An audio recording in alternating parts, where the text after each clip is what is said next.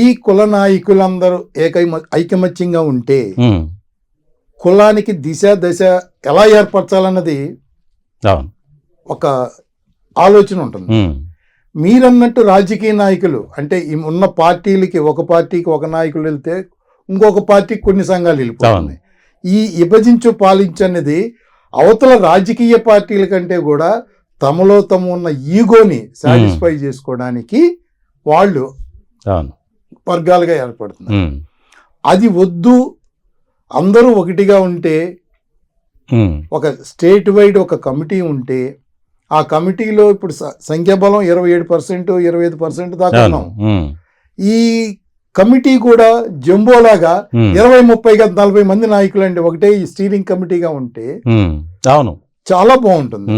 ఆ ప్రయత్నంలో నేను మ్యాక్సిమం ట్రై చేస్తున్నాను, చేశాను కూడా. నా ప్రయత్నాలు అయితే ఆగలేదు, జరుగుతూనే ఉన్నాయి.